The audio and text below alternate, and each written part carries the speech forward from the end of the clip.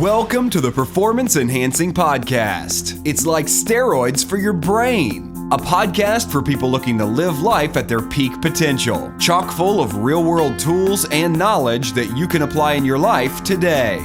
By providing you with a lens into the lives, beliefs, practices, and actions of those who are already living extraordinary lives, the Performance Enhancing Podcast will help you shift your mindset or create that change in your daily rituals and habits so you can explode with success in the areas of life that are most important to you. So get ready for another dose of Performance Enhancing Podcast with SatoriPrime. Here's your host, Ilan Ferdman. Hello, my friends, and welcome back to another Performance Enhancing Podcast with your host, Ilan Ferdman. And I wanted to again read to you guys one of the recent testimonials or reviews, I guess, that someone had left for me. This one's a bit of a special one. This comes from Dominique Silverman, who wrote me a few days ago. And the title of it is, "You Are a Beautiful Soul, Ilan. Please keep up being just that." Then she writes, "Hi there, Ilan. First off, I want to thank you for putting an amazing content platform to spread and influence good and kindness in people. I have my own podcast, so I understand and appreciate how much work it takes to curate guests and putting in the time and effort, and most of all, putting yourself out there. I stumbled across your podcast as I love to learn, and audio is my favorite medium. I listen to podcasts every morning. Yours is in my top 3. Thank you so much, Dominique. I've been listening for the last 3 to 4 months and listened to 90% of all of your episodes. It has made a big influence in my life, Ilan. I feel compelled to share this with you after I listened to one of your recent episodes dedicated to Wayne Dyer on forgiveness, a huge influence in my life. I'm in the middle of a divorce, and this episode spoke to me at the right time and right moment. I've been on a spiritual self-discovery journey for the last 4 years with many ups and downs, my marriage being one of them. I learned so much during my down than up, and mostly about who I really am. It's very rewarding to be able to connect with other similar souls who share that journey, even over a simple conversation through podcast. Many of your episodes resonate well with me, and I do want to say how beautiful it is to see a man open up his feminine human side of a man on some of your recent episodes, if you know what I mean." And yes, Dominique, I absolutely do. Your openness, willingness to share about who you are, your journey and lessons learned truly touched me in many ways. I do hope to meet you in person in the near future or your upcoming events, perhaps, which I'd be more than happy to help out. That would definitely be awesome. I'm always looking to connect with similar souls. Thank you from the bottom of my heart for being who you are, willingness to put yourself out there, being that beacon for the many and finding their light as you're finding your own light. We truly all connected in some way or another.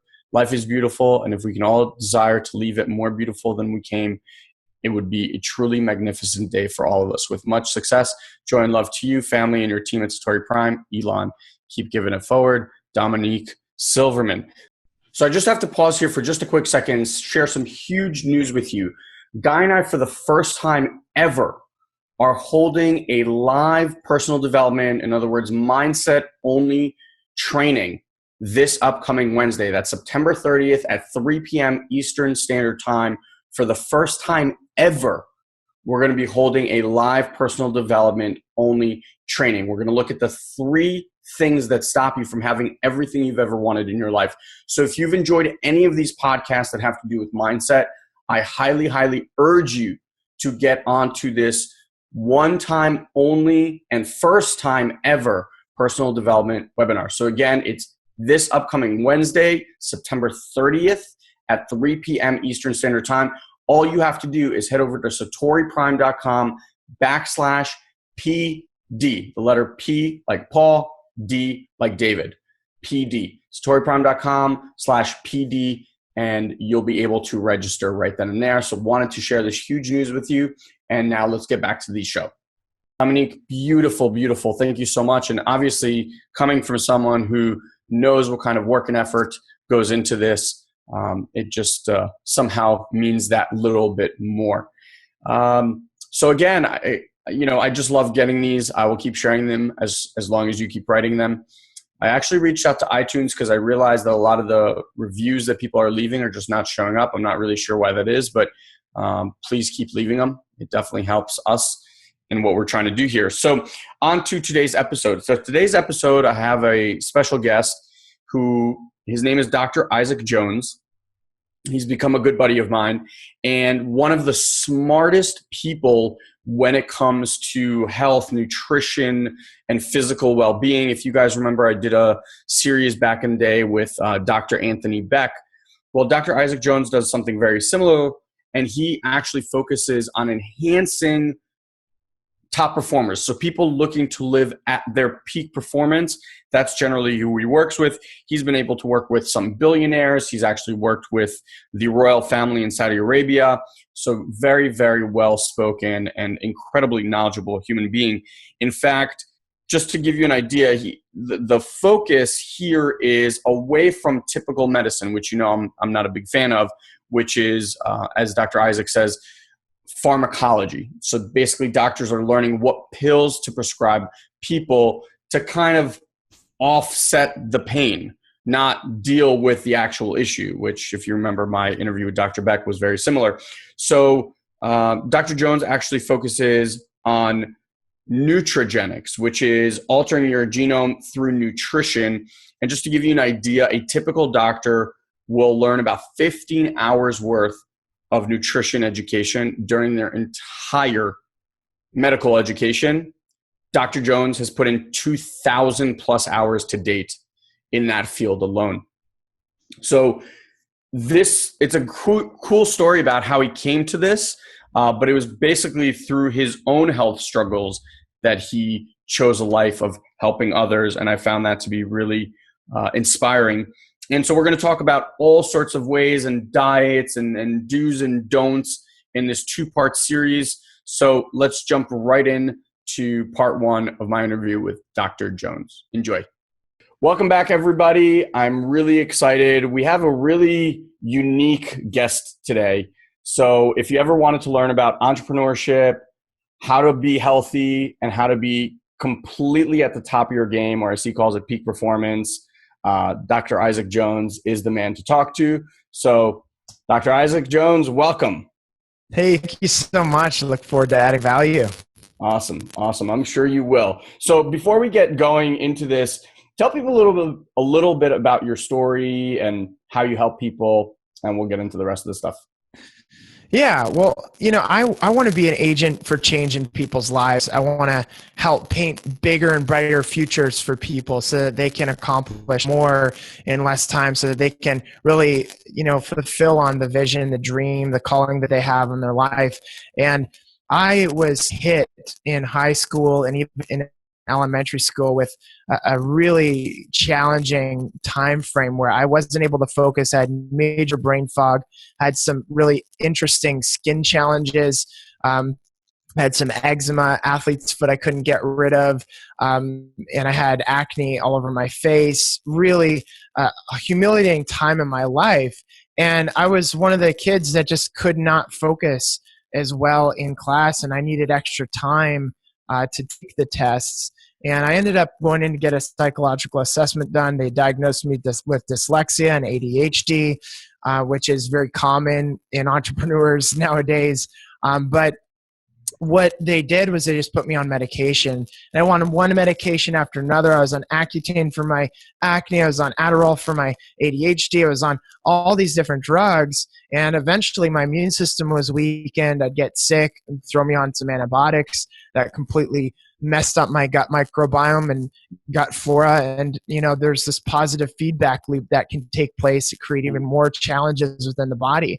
Got to the point where I just felt like I was stuck. I felt like I kind of was in this like black hole that I couldn't get out of it.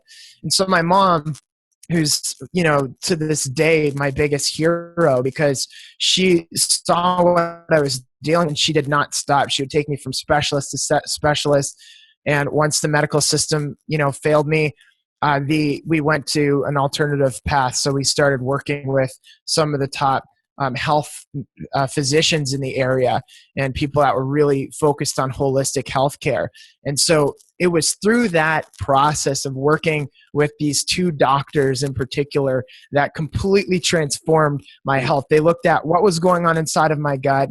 They looked at the factors that were blocking my optimal brain performance. They looked at various factors in my blood that a lot of the other doctors weren't looking into like micronutrient deficiencies and things that were essential for my overall functionality. And within 4 months, I completely transformed my health. I was actually in special needs taking tests. I wasn't in special needs in normal class, but I needed that extra time. So they put me in special needs to take tests. In 4 months, I was at special needs. I was one of the first kids finished, my test. My brain was just upgraded. It was like downloading new software into a computer. I had just an upgraded body, upgraded brain.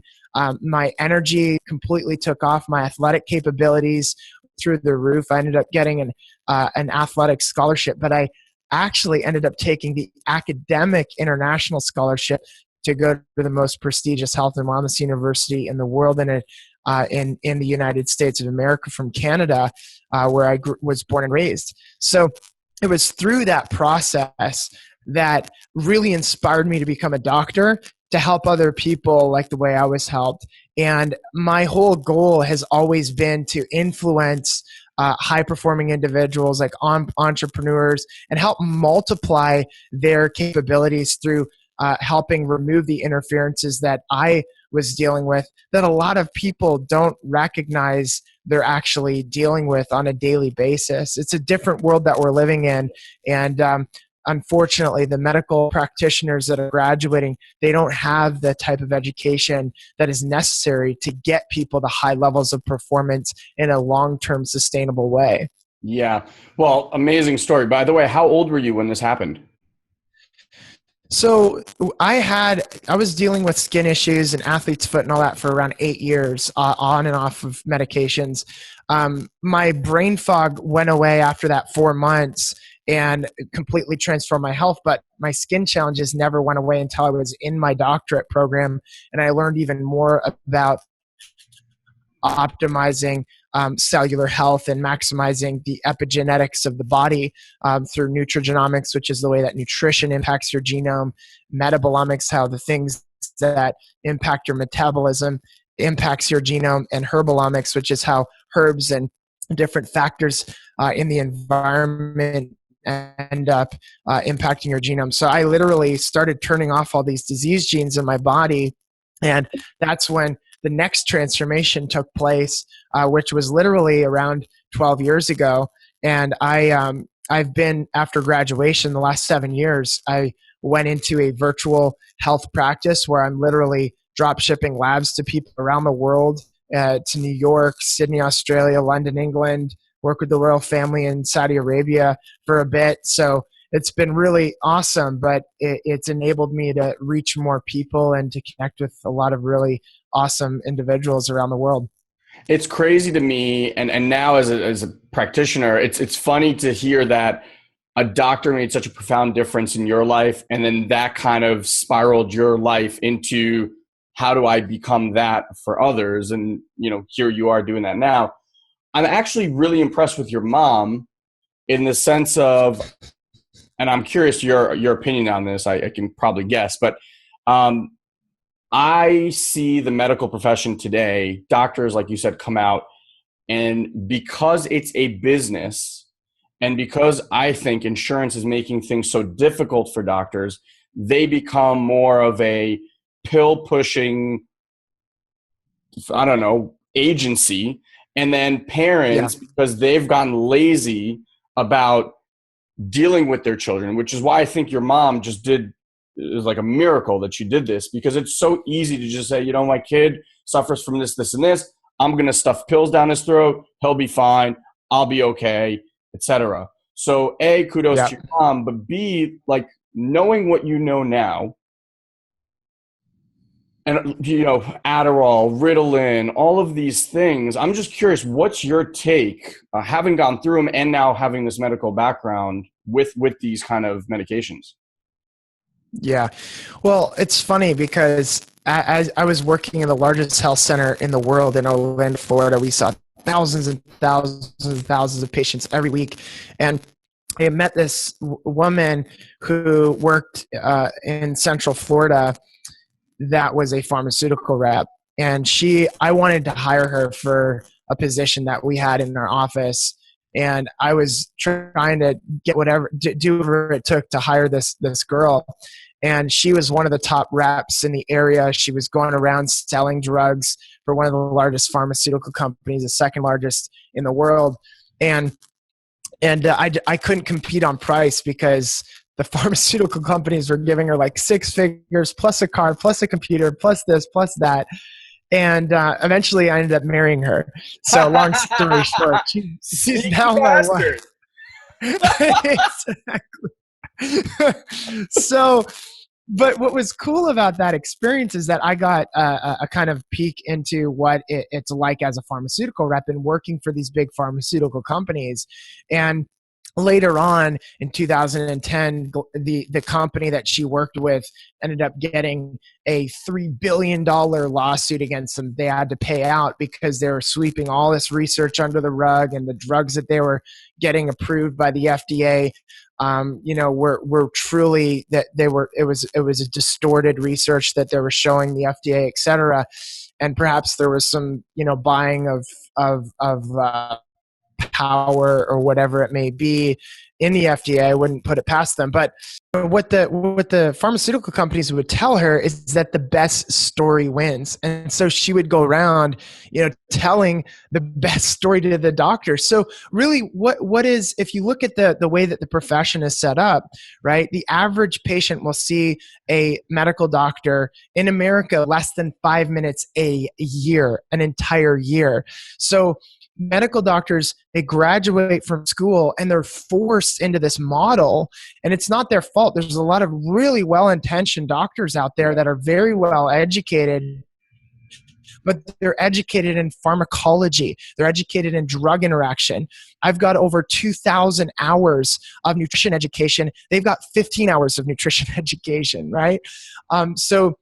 And we know that food is medicine, that food impacts your cells, your genome, much better as far as helping people overcome symptoms and disease challenges than a medication, which is only helping people cover symptoms. So now when they get out, they're essentially reliant on these pharmaceutical reps to give them quote unquote great research to help them improve the health of the people that they're working with. Well, unfortunately, pharmaceutical medications create all these different intracellular micronutrient deficiencies within the body. For instance, cholesterol-lowering drugs and blood thinners, they will actually cause deficiencies in the very vitamins and minerals such as coenzyme Q10 and B vitamins that actually promote heart disease. So it's like you're creating the deficiencies that actually create the issues. Wow. And so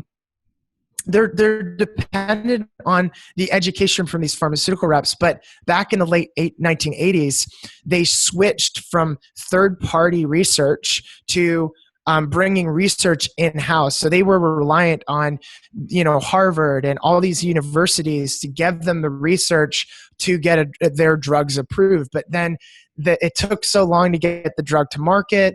It was inhibiting their profitability. So they brought the research in-house. And that's when, you start getting all of these challenges. Now, another little inside, tip is I went through school with a PhD from Harvard in immunology who was a researcher for these pharmaceutical companies.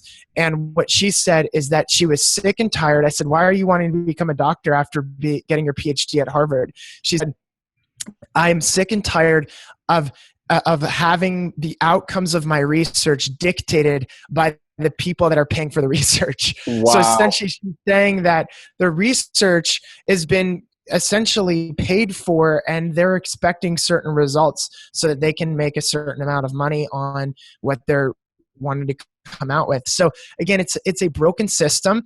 They're focusing on treating the effect, not the actual underlying causes of the challenges. And when you actually look into addressing cause versus the effect, it becomes, you have to be much more educated and you need to be committed to ongoing growth and education. Like I go to all these advanced seminars. I surround myself with unbelievable doctors and PhDs, and I'm constantly reading the most latest research and newest books that are coming out by people that I really respect. And that takes a lot of personal discipline. And I don't know if there's other people like myself out there. I'm sure there is, but there's the majority of doctors probably aren't as self-motivated as I am in that respect. So that's probably the biggest thing. So give people a little insight about how you actually work with someone, process that you kind of take them through, and results that you deliver, so that people kind of understand. I think they're listening to you at this point and going, okay, this guy's super smart. He knows what he's talking about, but how do you actually help people? Yeah, no, thank you. The strategy that I use is really considered now the future of healthcare. If anybody has heard of TED Talks, there's a section of TED Talks called TED Med, and I used to watch it year after year after year. And then after a while, I'm like, everyone's saying the same thing year after year. There's three common threads in all of the presentations. Number one, the future of healthcare is in behavioral change science, or what they call habit transformation. Number two, it's in prevention. What can we do to stop the diseases from forming before they actually, become stage 4, before somebody has a heart attack? And number three, what can we do to take technology and help give people educating them on their own health real time, so that we can actually create, changes and transformations, or they can create changes and transformations in their own lives. So it's kind of like the conversation of biohacking, right? Okay. It's starting to become more prevalent. So what I have done it was so funny, back in 2008, when I started my virtual practice, I Googled future of healthcare on YouTube, and Cisco Systems, multi-billion-dollar company, came up with a vision of what they thought the future of healthcare would look like, where doctors would be connecting with patients virtually around the world, and all of this stuff. So I was like, well, this is what I'm doing. This is the business I'm moving into. So I feel like I am the doctor of the future. And so what I do is I connect with people, I see what their challenges are, and then I will order specific lab tests based off of their issues. Now, I believe that inflammation, it's not really a belief, this is a fact, that inflammation is the biggest underlying factor behind symptoms, abnormal physiology, depletion of energy, disease progression, silent disease progression within the body. Now, disease starts, and in the research, it is shown to start anywhere from 15 to even 50 years before it's diagnosed. Alzheimer's starts 30, 40, 50 years before it's diagnosed. Heart disease, 20 to 40 years before it's diagnosed. Cancer, 15 to 30 years before it's diagnosed. Once people get cancer, a lot of them, they feel fine. If you were to ask them, hey, are you healthy? They'd say, yeah, I feel great, but they're not functioning well. And that's the biggest difference. Health can't be defined based off of how you feel. It has to be defined on how you're functioning. 1 out of every 2 people that get a heart attack will die from a heart attack the first time they get it. Wow. And 1 out of every 2 people will get a heart attack in lifetime. 1 out of every 2 people will get cancer, and 1 out of every 3 people will die from cancer. And yet we're looking at new research come out from the Texas MD Anderson Cancer Research Institute, most prestigious cancer research institute in America, stating that cancer is a preventable disease that requires major lifestyle change. That is the title of one of the research articles that they came out with recently. And they show that it's the environment, it's your lifestyle, it's all of the things that I work on with people to help maximize performance are very things that also help to prevent and even reverse disease. So I just have to pause here for just a quick second and share some huge news with you. Guy and I, for the first time ever, are holding a live personal development, in other words, mindset-only training this upcoming Wednesday. That's September 30th at 3 p.m. Eastern Standard Time. For the first time ever, we're going to be holding a live personal development only training. We're going to look at the 3 things that stop you from having everything you've ever wanted in your life. So if you've enjoyed any of these podcasts that have to do with mindset, I highly, highly urge you to get onto this one-time only and first time ever personal development webinar. So again, it's this upcoming Wednesday, September 30th at 3 p.m. Eastern Standard Time.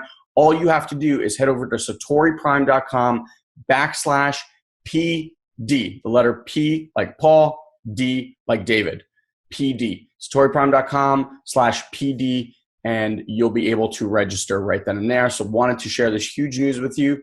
And now let's get back to the show. Yeah. Again. And so this is really the future of healthcare. We look into the micronutrient deficiencies, the various factors that block optimal physiology within the body. And then what we do is we create a customized program because everyone is different, right? If you take two people with heart disease, there could be two completely different reasons why that person has heart disease. One could be related to high levels of stress in the person's life. The other person, it could be related to nutrition. Another person, it could be related to the fact that they're on so many drugs that they're micronutrient depleted, and that's the reason why they have high blood pressure. Yet in the medical system, it's a one-size-fits-all approach. Everyone gets on the same drug, and that's not how the body works. Yeah, exactly. So I have a question for you. Before we met, I actually started working with, he calls himself a functional medicine doctor, and I also did a bunch of these lab tests and found some interesting things. And then I had conversations with friends, right? And I have friends who are like, paleo is the way to go. I have other ones who are like, vegan is the way to go. And, everyone's just like so wholeheartedly intermittent fasting. They're just like, this is it. This is the truth. And I was like, yeah, but 5 years ago, there'll be another truth. And 5 years from now, there'll be another truth. In working with this doctor, what I found to be really fascinating is that there is no one size fits all. And depending on your lifestyle, where you live, the kind of work you have, and more importantly, what's happening under the hood, there's a diet that is perfect for you. So my question is this is just maybe a personal thing because I'm just curious, but one of my friends is totally on this whole vegan thing, like watch knives and forks, and was like, that's it. I'm not, whatever. And then this whole China study thing. And I love that anyone that's vegan is like China study. So I've actually read up a lot about it, but I'm curious your opinion, because based on what you said with research kind of being paid off and swayed and all that stuff, for those that are so wholeheartedly about one thing, right? This is the thing. What would you say to them, having worked with so many different people? That's a great question. And I used to be in those, I call it religious healthcare, the religious healthcare world. And I used to live there. I used to be hardcore alkalarian, then hardcore vegan vegetarian, then hardcore paleo. And then, I went through all these different phases, and, I was perhaps a little bit more judgmental as I kind of lived in that world. I would be judging other people, and it's just not the way to live your life. And so thank God I've evolved, in my understanding and education around nutrition and around, the way that human beings, transform their habits. And it's not by telling them what they're doing wrong. Yeah, that's for sure.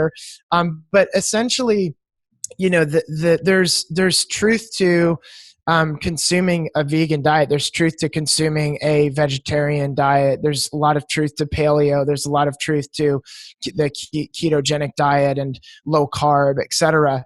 And so when it comes down to it, you really want to look at what, on an ancestral basis, have we been genetically programmed to live like? And I've had some people that have been living a certain lifestyle, and they've changed to vegetarian, and they're like, oh my gosh, it's changed my life. It's amazing. And then some people that are vegetarian, they go paleo, and they're like, oh my gosh, it's like the lights turned on in my life. And so you see all these different changes. And I believe that our bodies, just like in fitness, right? When we're working out, if we do the same types of workouts and our muscles are stimulated the same ways, that it's a challenge for our bodies. Our brain needs what they call novelty. If you want to build your muscle, you need to change up the types of activities that you're doing, the types of workouts that you're doing. And that's what will help maximize brain function, will help optimize muscular tonality and growth in the body. But nutritionally, it's similar. If you think of our ancestors, there were times in the season and even in the year where they were in ketosis. They were eating more like of a higher fat, vegetable based, moderate protein diet. And then in the spring and the summer, when more fruits and vegetables would come out, they would be having more of like a more of a vegan, maybe higher glycemic diet where they come out of ketosis. They call this diet variation. And I think when people are stuck in this one way of consuming food for too long, they can develop food sensitivities. If they're exposed to a lot of the toxins that we're being exposed to, the drugs that we're being exposed to, and what can happen is their body can become immune. Their immune system can actually become hypersensitive to the actual foods that they're eating. So then when they shift over to a different diet, they feel amazing. But then if they stick with that diet for the next couple months, then they're like, oh, well, it's not as good as I thought it was. And a lot of the other symptoms will form. So when I do these IgG immune response panels, I see people that have a lot of sensitivities to foods, and it's typically the people that are eating the same food over and over and over again, or they're eating very hyperallergenic foods like conventional dairy and conventional grain and GMO products like soy and corn. And so these are things that our bodies react to and create immunological responses as it is. But ultimately, I've kind of evolved in my thinking. I personally, if you want to look at my lifestyle, I definitely intermittent fast, but I don't do it every day. I'm doing it maybe 4 or 5 times a week. And if I don't want to do it, I don't do it, right? It's not like it's a religion for me. But it does help me maximize my performance. I feel a difference when I'm intermittent fasting. My brain's functioning at a higher capacity. So Monday through Friday, I'm typically intermittent fasting. Now, when you look at my diet, I'm typically in ketosis 50% of the time. I like high-fat diet, the way that I perform, the ketones that my brain uses to maximize my productivity throughout the day. It's just amazing.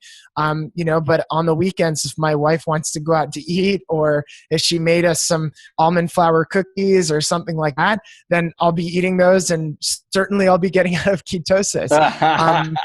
So, I think that for each, like when I bring somebody through a program, when I work with them, I actually bring them through different phases of nutritional optimization. So, there's a first phase that's kind of a basic phase. Then they'll go into more of like a ketogenic kind of lower carb diet. Then I'll switch them into like more of a vegetarian alkaline cleanse.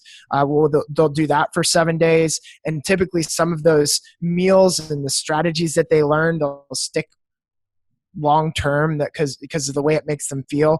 So I'm diet varying all the time. And even with people that want to get into ketosis but can't get into ketosis, when they diet vary, what happens is the next time they go back and try to get into ketosis, they'll typically get into ketosis just fine. But they're trying so hard to get into ketosis the first time, they have to kind of take a step back, diet vary a little bit, and then jump back into ketosis, and it's a lot easier. So again, my final statements I would say is that for maximum human potential, you, I think, should be consuming more of a lower carb, healthier fat, healthy protein, healthy vegetable diet that is more of a primal Paleolithic type of a lifestyle. For people that are vegetarians, I think you can still live a very healthy lifestyle as a vegetarian. But if you look at the centurion communities around the world, the people that live over 100 in good health, they are consuming meats just 2 to 3 days a week. So they're vegetarian most of the time.